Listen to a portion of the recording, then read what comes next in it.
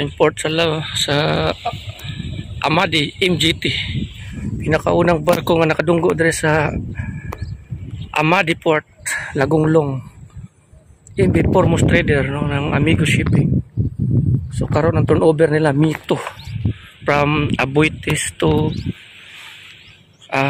Amadi MGT. So muna ilang port dire. Muna ang inner berth, inner no. So layo pa, pwede pa makatuyok ang mga barko dire sa sulod no. Pwede makatuyok laon pa ni dire dapita. Ang mabawa niyan to dire. So pwede makatuyok. So muna gamiton dire T-Rex nila na crane. No, simple dire no. Lawom sad layo ang kuan.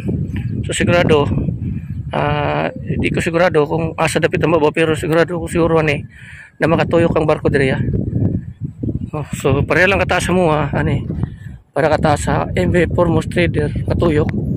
No, so muna yung port, so muna yung pinder dire, sulit yung pinder dagko kayo.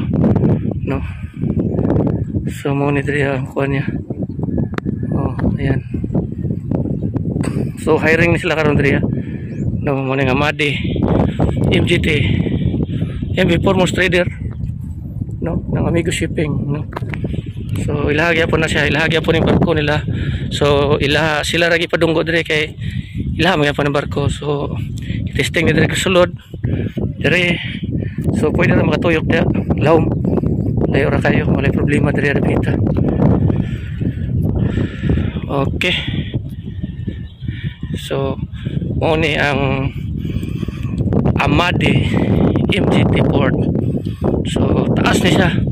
Ang katason ko ano mga nasa 250 meters sa tanang katason ana. So gikan dito sa tumoy niya. Gikan naman diri gikan dia sa may baybay na until ito sa pinakatumoy dito nga pier is 220 meters no ang kalayon. So ang kakuan diri kay nay hilipad no, na hilipad diri na hilipad no MGT. So na mga poste diri. Ayan. Oh. So muna yung hilipad no, hilipad. So muna yung forma na diri ang barko nga kuan Foremost Trader. So sa una diri ra ni kutob no, rampahanan ra ni diri. So anto dito no, karon gi-extensionan mo na ni. So lawom no, pwede makatuyok ang barko diri. Siguro mapadpad ka di dapita. Lawom pa siguro na dapita siguro. Asa ba na dapita lawom. Pero ay lang kumpiyansa no. Dili kumpiyansahan kay pag karon magud high tide ni taas kay tubig ron. Kunya ni mo low tide pag hapon na kayo or gabi na. No, are hilipad. So na hilipad diri sa Amadi MGT Lagonglong no. So karon naka-ready na ready na ang mga kuan diri. So mo ni ang barko diri. Ayan no. Oh. So nindot kayo ang iyang pier diri mura og runway no, ragdalan ba, highway. So napahilipad diri oh. Iwan ko lang ang propeller na di pa ka maigo diri sa kuan kung may helicopter no. Okay to dito nga. So mo ni yan na isa ka barko diri, ang pinakaunang barko nga nakadunggo diri sa Amadi MGT. Karon April 2 amito ang turnover gikan sa Aboitiz to Amadi. Kaya na-construct ani isang Aboitiz no. So gipadunggo ni sila karon no.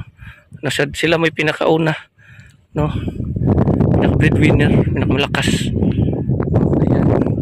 So ang operasyon nila ani sa May 7 pa no, yan. Mo ni informa diri sa yang port, mga pinder, sulit kayo. Oh. So lapad pa no. So lapad pa kayo dia oh. Pwede pa makatuyok dia oh. So dire pwede gyapon dire makatuyok. Lapad dia pa kayo. Tanaw ni mo dito layo. Alanganin pero bisag ngunit na tagbot dia siguro sulod.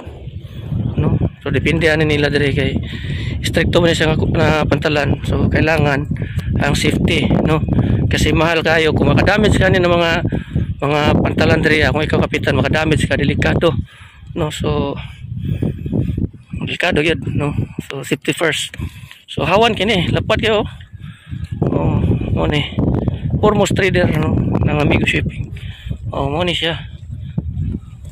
So na mga pangalan dre, mga bullard number. So mo ni pinakadako nga kuan lang krena gamiton no. Yan oh.